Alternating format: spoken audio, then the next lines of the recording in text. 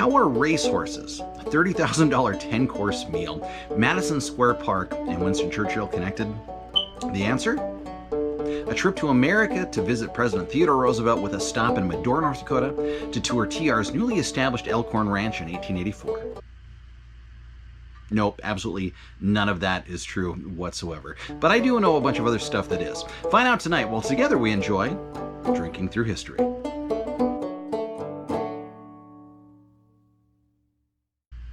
Good evening, fellow History Tipplers. I'm your host, Leif Halverson, and welcome to tonight's episode. If you've got a beverage you wish to enjoy during our history lesson, please feel free to do so. Tonight, I'm enjoying Medora from an original 1830s glass, believe it or not, and I'm drinking this tonight in honor of the 38th Annual Fort Union Rendezvous, the hard-working maintenance and interp staff who make that event possible, our Canadian friends who presently aren't able to come across the border that are usually a part of that event, as well as raising a glass to our usual Saturday night festivities, which is actually taking place right now while you're watching this video.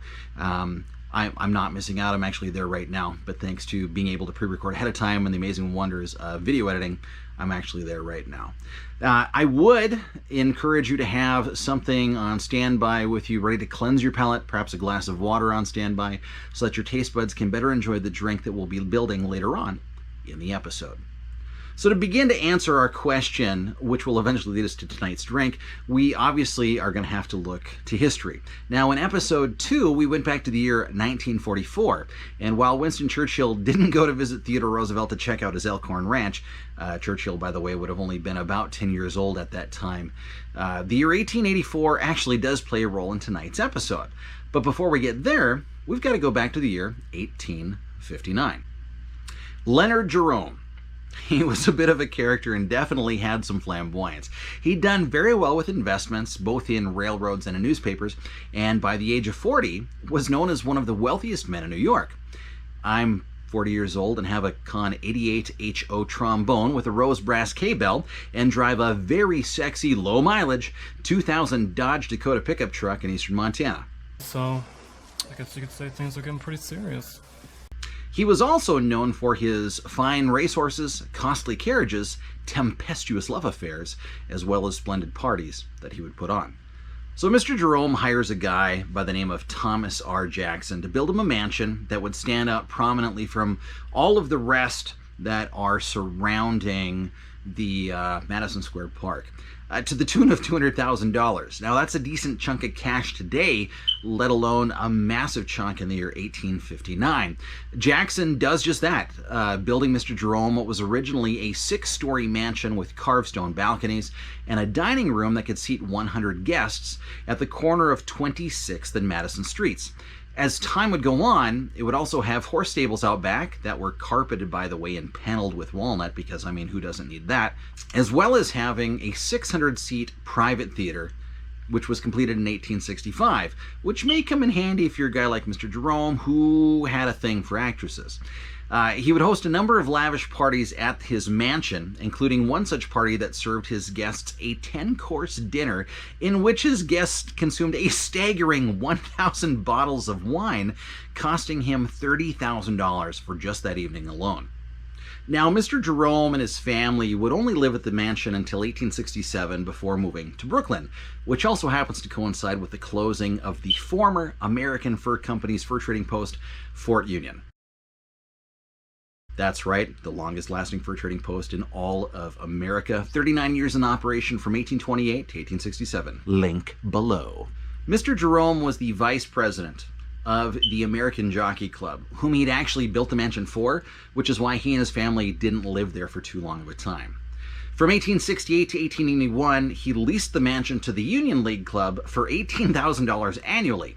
Now, they didn't futz with the outside of the building, but they did to the inside, as described in this particular account. On the first floor are the visitors' reception room, the reading room, the art gallery, the billiard room, the cloak and hat room, the bar, and the 10-pin alleys. And yes, the bar is going to come into play later on in the episode. The second floor is the theater, which is proposed to be used for the more important meeting of the club and hired out for first-class lectures, reading, etc., etc. On this floor also have been constructed a number of private dining rooms for the club members. On the third floor is the main parlor, looking on Madison Avenue, and from the windows of which the fine balcony running along that side of the building is reached. Adjoining the parlor are the library, the trophy room, and fine, spacious saloon, by which the theater is reached.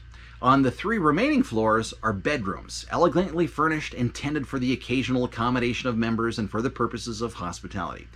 Now, if I were a time traveler, I guess as a living historian I kind of am, but not in the strictest traditional sense, I guess, I so would love to go back and catch one of the lectures that are taking place there in the Jerome Mansion. Now, things do continue to change there at the mansion. In 1883, it gets leased to the University Club, and they'll later have the theater converted in what they call the new dining room, which is finally completed in 1889. Now, in 1899, a decade later, the University Club pulls up stakes and heads to the A.T. Stewart Mansion on Fifth Avenue, and at that point, Jerome's mansion becomes the new home of the Manhattan Club. Now, if you're getting a little bit more used to drawing conclusions and connections with me now, yes, it was during this time that the bar there, that the drink called the Manhattan gets invented. But no, it's not tonight's drink. However, the Manhattan likely will pop up as an episode of Drinking Through History bonus features later on. In 1964, Jerome Mansion gets purchased by the club, and in 1965 it gets designated a city landmark that was described as distinguished and attractive. The Jerome Mansion is a priceless link for New York City to one of the great men of this century, and the building should be preserved so that New Yorkers will always have this physical reminder of Winston Churchill. Now, don't worry, I'll flesh out that last connection here in just a little bit.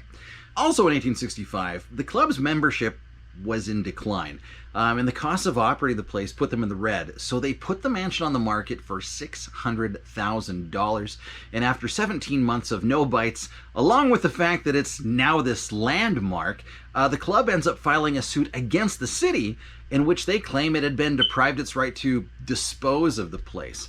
And not too much longer after that, it was decided that it really wasn't fit for use for anything, so the city ends up tearing it down in 1968, and the New York Merchandise Mart was put up in its place.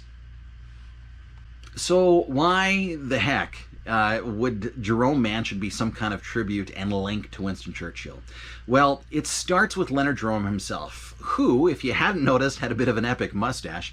Leonard married a gal by the name of Clarissa Hall, and together they end up having 3 children. Clarita in 1851, which happens to be the same year that Rudolph Kurz visits Fort Union on the banks of the Missouri, Jenny in 1854, and Camille in 1855, who would unfortunately die less than a decade later in 1863. Now their middle daughter, Jenny, and she's quite a pretty gal, would end up marrying a fellow by the name of Lord Randolph Henry Spencer Churchill. Another epic mustache. Check that out. Together they would have 2 sons, Jack and Winston, as in Sir Winston Churchill, making Leonard Jerome Winston Churchill's grandfather. Now, I've gone through all these images of all these people for tonight's episode, and I'm not going to lie, when I ended up doing a double, triple, quadruple, quintuple take when I first saw the image of Sir Winston Churchill's father, Lord Randolph Churchill. And it makes a guy wonder, is Tim Curry a time traveler? It gives us decent visual credence that this could be a thing. But either way, regardless of whether it's true or not, I'm pretty sure Tim Curry isn't going to tell us. Now, in regards to Sir Winston Churchill and mixed drinks, he did enjoy a martini. Vodka martini. Shaken, not stirred. No, not that martini, Mr. Bond. Not vodka and not shaken, because if it's got no fruit juice in it, it's not shaken, all right? It's going to be a gin martini with vermouth, and it's going to be stirred because that's what you do with drinks that don't have fruit juice in them. Sir Winston Churchill would jokingly say in regards to gin martinis, "Glance at the vermouth bottle briefly while pouring the juniper distillates freely." Well, I'm sorry, Mr. Prime Minister, but while gin without vermouth does not a martini make, a turf club actually is, in fact. It's probably the granddaddy of the gin martini. Now, the Turf Club, also simply referred to as Turf in later barkeeper manuals, was a drink that was made at and named after the Turf Club. which is one of the names of the bar at Jerome Mansion during the course of its existence. Now, a turf club was actually a gentleman's club in the late 1800s to early 1900s, which oftentimes was a combined restaurant, bar, hangout place, and gambling den, such as what would be done on horse racing. And the Turf Club, located in the Jerome Mansion building, was one of the most famous ones around. So let's cleanse those palates, get our mixology components in front of us, and in the memory of the Turf Club at Jerome Mansion, let's build ourselves a drink. The recipe for the Turf Club comes from George Winter's 1884 How to Mix Drinks Barkeeper's Handbook and reads as thus. Turf Club cocktail, 2 or 3 dashes of Peruvian bitters, 1/2 wine glass of Tom gin, 1/2 wine glass of Italian vermouth. Fill glass 3/4 full of fine ice. Stir well with spoon and strain in fancy cocktail glass, then serve. Now, Old Tom gin and Italian vermouth were sweeter. And as time goes on, we see this shift in the taste buds of Americans. We see a shift from the sweeter Old Tom and Italian vermouth, which are sweeter, to the use of a Plymouth gin, which is less sweet, to eventually get to the point where we're using London dry gin and French vermouth, which is a dry vermouth. And this whole dry thing became all the rage there. A dry gin martini would have been the style that Sir Winston Churchill would sort of make. But we're not making that one tonight. Let's build ourselves a Turf Club. All right, so we're all set up to make our Turf Club. I've got my Old Tom gin. Fortunately for me, in Fargo, North Dakota, they are currently making this at a micro distillery there called Minions. So I do have access to Old Tom gin. I've got my Italian vermouth, and this is a Rosso. Back in the time when this is being made in 1884, this rose-colored, sweeter vermouth is what was very common at the time. I've got my Angostura bitters. I've got my jigger. I've got my drinking glass. I've got my special bar spool. And I've got my mixing glass that, as you can see, has got a spout on it. Now, you don't have to have one like that. You can use like a regular, 12 or 16 ounce tumbler if you want to mix this drink. And I've also got a julep strainer. Again, you don't have to have this, but I've got one. It does make life a little bit easier. So let's go ahead and let's make our Turf Club. So the recipe starts with 2 or 3 dashes of the Peruvian bitters. We are using Angostura bitters, and the reason why is David Wondrich in his book Imbibe explains that along with Peruvian bitters, Angostura bitters as well as orange bitters were also very common in the making of this drink. A lot of you probably don't have access to Peruvian bitters. That's why we're using Angostura bitters tonight. So we're going to start with 2 or 3 dashes. We're going to put in 3 tonight. 1, 2, 3. It's going to go right on top of the ice. And then our recipe goes 1/2 glass. In our case, that's going to be 1.5 ounces of Tom gin or Old Tom gin. So we're going to do that. And I'm going to move this a little bit closer forward. 1.5 ounces of the Old Tom gin. Now, this is not dry like London dry gin.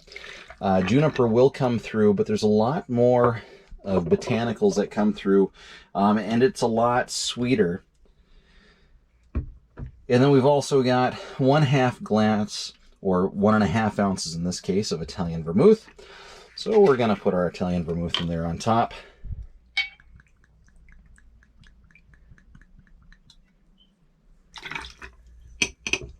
And really, this isn't too much more difficult than when we did the original cocktail. And I'm smelling that already. So now we're going to take our bar spoon, or whatever spoon you got at home, and we're going to mix this all up.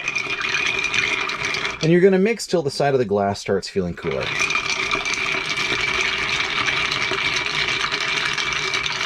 Now, part of this drink is accounting for the liquid that's going to be melting off the ice as well.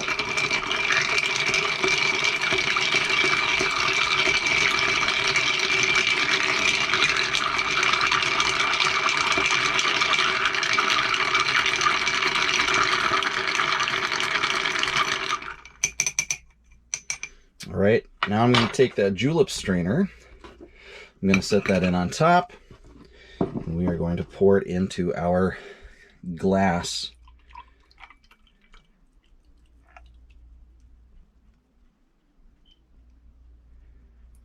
And I do want to get all of that deliciousness in there, so I'm letting it go a little bit more. And so there we have the Turf Club from 1884. Now, as you are going through this, if you decide to make this as well, in place of the Rosso Italian vermouth, you can use a Blanco instead, and you can also use those orange bitters as well. The way that we make it here at Halverson House, the way that I and Mrs. Halverson prefer it, we use the Old Tom gin with a Blanco Italian vermouth, which is sweeter, with 3 dashes of orange bitters instead of Angostura bitters, but which is also a wonderful option. But this is the way that we're making it tonight because that's what it's coming from the 1884 bar book by Mr. Winters, his How to Mix Drinks Barkeeper's Handbook from 1884. So just one more time, we're doing 3 dashes of bitters, 1.5 ounces of the Old Tom gin, 1.5 ounces of the Italian vermouth. Both of these are sweeter. This is a sweeter gin and this is a sweeter vermouth, which get all mixed together, stirred, and pour into your glass to enjoy. So here we have our Turf Club. Now, before we try it out tonight, I also want to point out, David Wondrich points out in Imbibe that an additional thing that we can do to add an additional splash of authenticity is to add a little splash of gum. So, about a week and a half ago, come to find out that the original version of this video that I had posted to Facebook was missing the last 4 minutes, which is problematic because that's where we do the recap of everything. I'd looked at my computer, the file before I actually uploaded it to YouTube. I think I said Facebook a second ago anyway, it doesn't really matter, and everything was fine. It's supposed to be a 20-minute video. However, when I went to watch it with Mrs. Halverson on the YouTubes, it was only 16 minutes in length and cut off abruptly like what you just saw here. So I'm having to do a little bit of post-editing. And unfortunately, because I had assumed, because I'd watched the beginning of the file before I'd uploaded, that everything was fine, all the other videos I dumped because when you're recording on a GoPro, it takes up a lot of gosh darn space on your hard drive. So that's a mistake I won't be making again in the future. But the gist of it is, everybody, the Turf Club is a wonderful historic cocktail. It's the granddaddy of the gin martinis, which are stirred, not shaken, because it doesn't have any fruit juice in it. Some things that you can do to update it that you might make it a little bit more appealing to yourself is at our house anyway, at Halverson House, we will swap out the Rosso Sweet Vermouth for a Blanco Vermouth, and we will use orange bitters as well. Same proportions as what we saw in the video, and it makes a delightful little martini, the granddaddy of them all. So I hope that you're able to put one of those together as well if you can get yourself some of the Old Tom gin. There's a place online called Curiata where you can actually order. I don't remember how many states they deliver to, and the shipping rates aren't completely unreasonable, but that might be another way for you to be able to track those down as well. So I hope you were able to enjoy it.